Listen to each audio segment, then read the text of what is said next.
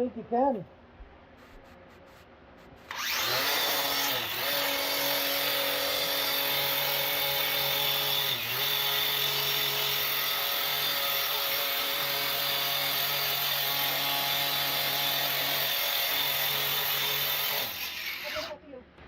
What's that? I'll hand it back to you. You don't want to do anymore? It's a little too much for me. Hey folks, Steve here. How you doing? As my time is freeing up, as my addition upstairs is starting to wrap up, I'm having more time. More time means I get to post a little bit more. So, I'm playing kind of catch up with my videos. This video runs a little bit longer. It's a compilation. I made notes. So this is going to be added to an ongoing playlist until I get it kind of complete. It'll be an ongoing playlist. And this is updating old rooms attached to our addition that needed to be renovated in order to get to the addition. So we had an old bathroom that we just basically put back together as a bathroom. And also our old kitchen, which accesses the new kitchen. The old kitchen, of course, went away, and that becomes now a pantry. And so this video is about that. So what is in this? The last time, and I only have one other video on the demo of some of this space, and that's the first in the playlist. That was posted last April. So this is the next video. And after this, hopefully I show you the putback in subsequent videos added to this playlist. But I start out and I talk about a pocket door. Our doors are 84 inches, which is taller than standard doors. And so when I got a pocket door kit in, it was just too short. The studs were like for 80-inch doors. And so I needed to modify those, and I show a little bit of that in here. After that, basically just showing the finished demo of the old bathroom and the pantry. Then I show the temporary kitchen, which is directly above me. It's the new kitchen, which is actually up and functional and almost done. But I show you the temporary kitchen as the old moved into the new space, and we had a functional kitchen. My wife, intentionally, my wife was not inconvenienced more than a few days at a time, any which way, as far as not having a kitchen at all and us having to go for takeout all the time or something.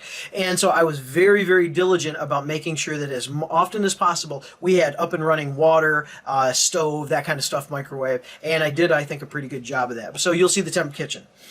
Then I am at some point using, just showing you my really cool laser level, and I'm using it to make plumb lines because I'm installing the door that goes into the old bathroom because I'm having to reframe all that and lauding that. And then in there is a chimney, which we partially exposed the chimney, and it's still exposed as a kind of a detail, kind of a design detail.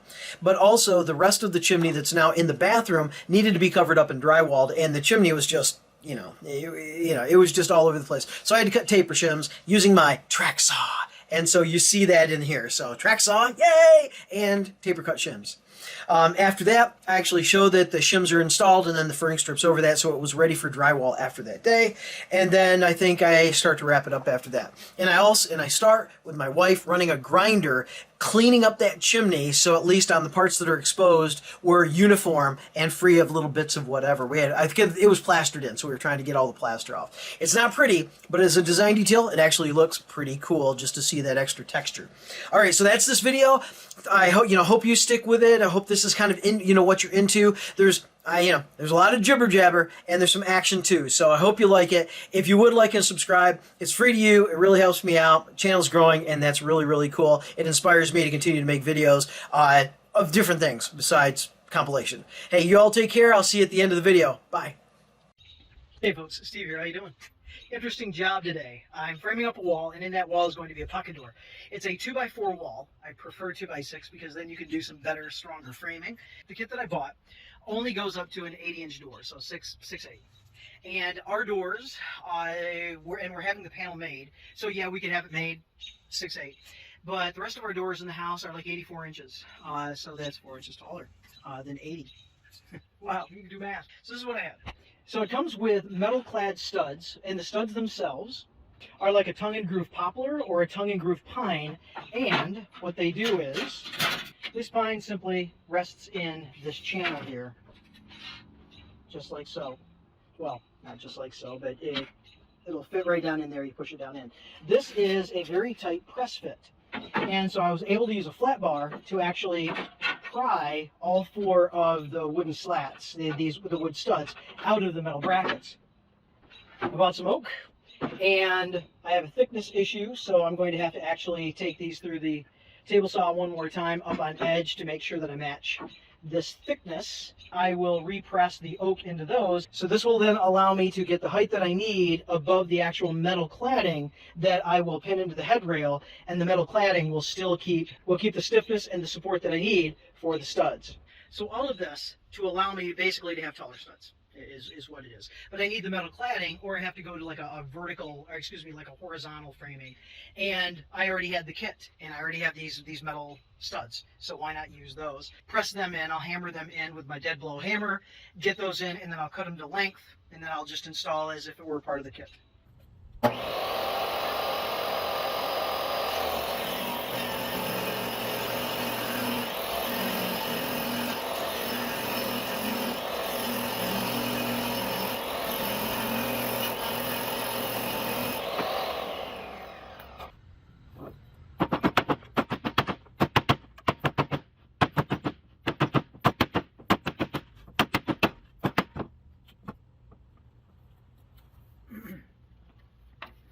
Just like that, I have a new stud, and this stud obviously is at the end of the metal. It is quite a bit longer. The original stud only kicked out about 2, maybe 3 inches for nailing, and I needed a little bit more than that. So I don't need all of this. This will actually get trimmed, I think, to 89. This is a true 8 foot, so it's 96 inches. This will get trimmed down to, I think, an 89. And then that will allow me to actually install with the adjusted framing, which is higher than the typical door. All right, there we go. And I have this. This is the new wall, and basically I needed to move it over 3 inches. 3. That's really 6, but anyway. So here's the new wall. We have a pocket door going in. It's a 2x4 wall, so I took the opportunity to plus up the metal studs. Otherwise, behind this, the old wall that you can see, which is in at least a couple of cases, it's the old literal rough cut 2x4s. That wall goes away to make a slightly bit bigger bathroom area there. And then this kitchen area becomes a pantry. That wall stays. I redo all that electrical over there.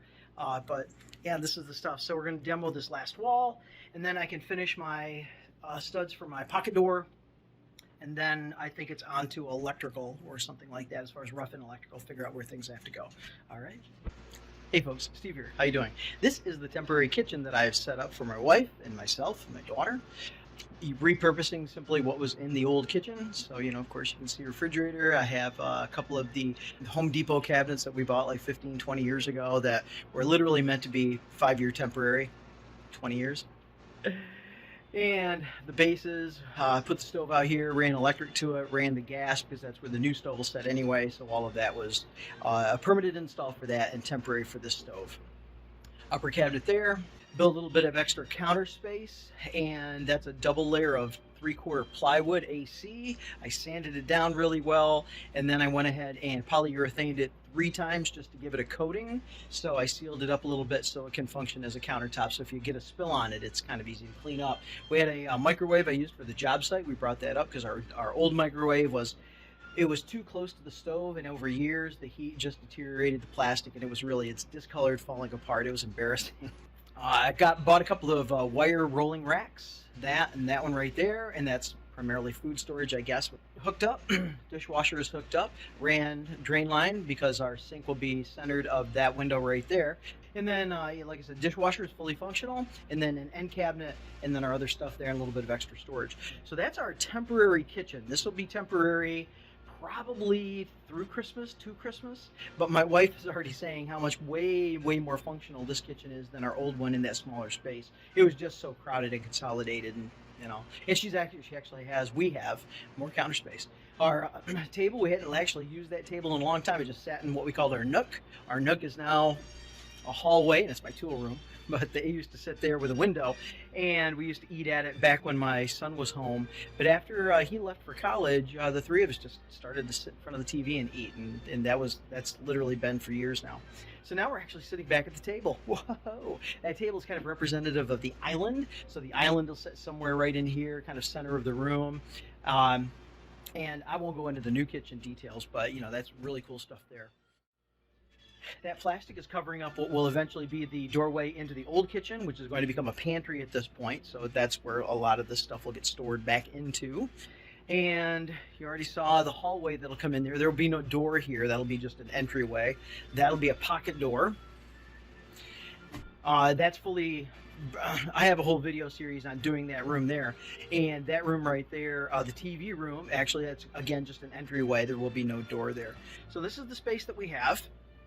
This whole corner will be cabinets and things like that. So that entry used to be a door that came out on an old outside screened-in porch, which is long since gone, of course.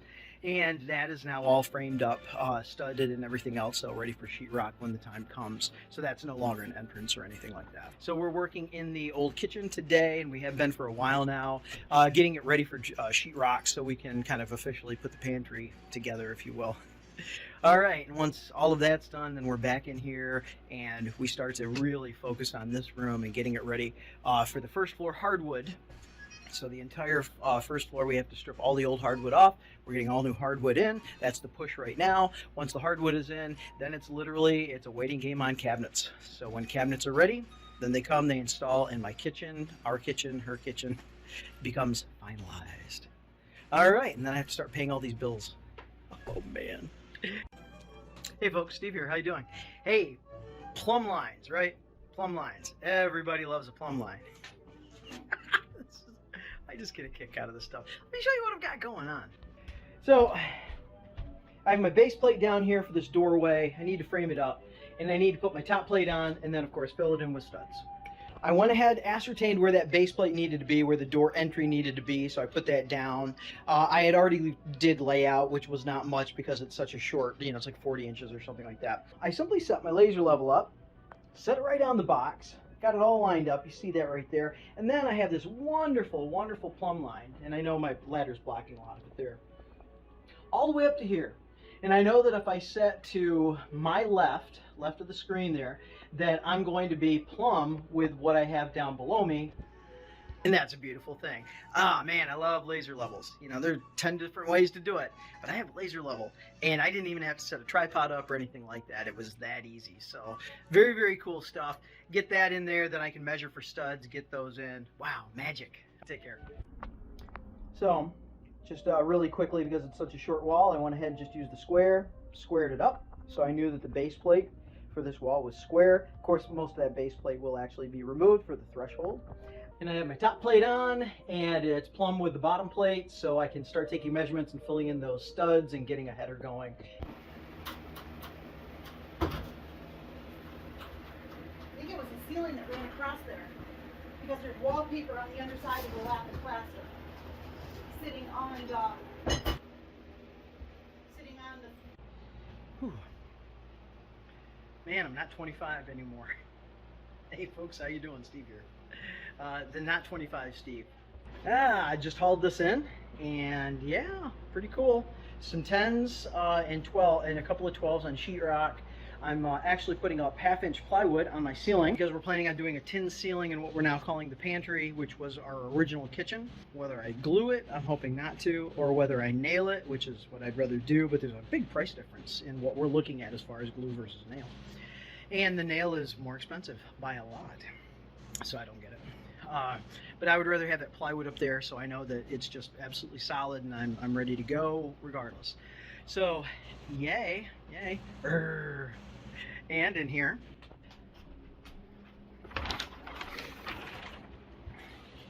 currently attending to this chimney, getting ready for rock here, so I went ahead and furred that out, tap counting this in, and then to get a level surface on this side, I am having to do a series of different shims, and at this point I don't know what I'm going to do for custom shims all the way up, but then these go in. Yeah, we got some reframing to do around that window because this is all going to be a bathroom. It is a bathroom, it will be a bathroom, but there's going to be a small shower in there around the window. I have to do some extra framing because we're going to stone the entire, actually it's the jam extensions is what it would be. So that's all going to be rock, and we'll have to embed that in caulk and everything else to make sure it's absolutely watertight, weedy all the way around it. In here, the original kitchen. Plywood will go all up here. I have to, of course, do all the wiring and everything. Got rid of a ton of knob and tube. Yay. And currently we are screwing the entire floor in. My wife was working on that. We're shooting lines with a laser level, and then every plank is going to get a screw, so it's going to stiffen this floor right up just to make sure we don't have any movement there. Eventually the whole house will get that, but this is the first room that we're trying to wrap up. It has been a while since I have lauded the benefits of having a track saw, so I'm going to laud one now. All right, I amuse myself. I'm never bored. All right, so this is what I have. I have a 31-inch piece of 2x4, and I need to cut 2 shims out of this. I need taper shims. I need 31 inches of taper shims. So I'm going from 3/4 to 1/2 inch. I've got a chimney that I'm trying to basically square up because we're going to drywall it, and I need to have some furring strips behind it, which are also then shims as well. Well, furring strips will get shimmed for a continuous surface. And so this is what I need for, I think, my final shims. Everything else I can actually just use cut shims. And I've got my measurement down, got my track there, and I'm ready to go with this set to the correct depth of, I think, 1 5/8. I have my sacrificial strips down so I don't injure my bench. And that's what this track saw can do. Now, it's great for plywood, and that's really what it does best. But for this, it's really great because you get this nice straight edge. I don't have to hand feed it through a table saw, which I've done 100 times if I've done it once.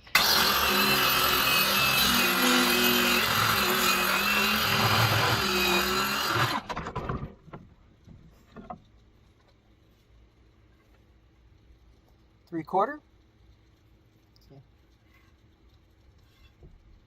1/2 inch. So that is a nice taper right there. And I have to repeat it one more time. I already have my marks, so I'm just going to flip it and we'll be ready to go.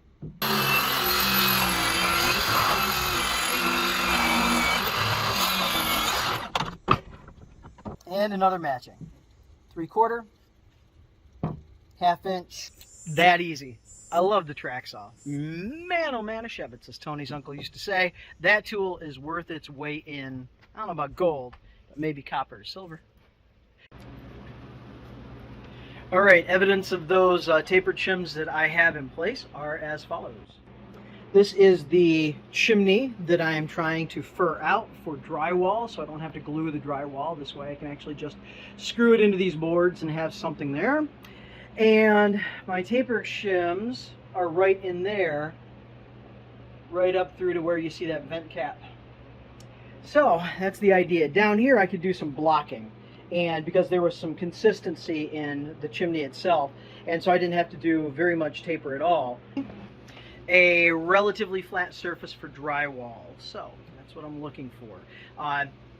More or less plumb. I wasn't so concerned about perfect plumb. It's in a small bathroom in the middle of the house, and if you're looking at that corner, you know, there's an issue. So anyway, yeah, right? Okay, there we have it. I don't know what's next. Have a good one. Hey, if you would, like and subscribe. Why not? It helps me, doesn't hurt you, and you have a good one, because I know you deserve it. Take care.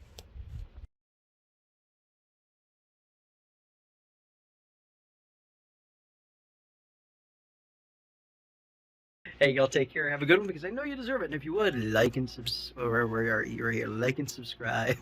Hey, thanks a lot, folks. Y'all take care.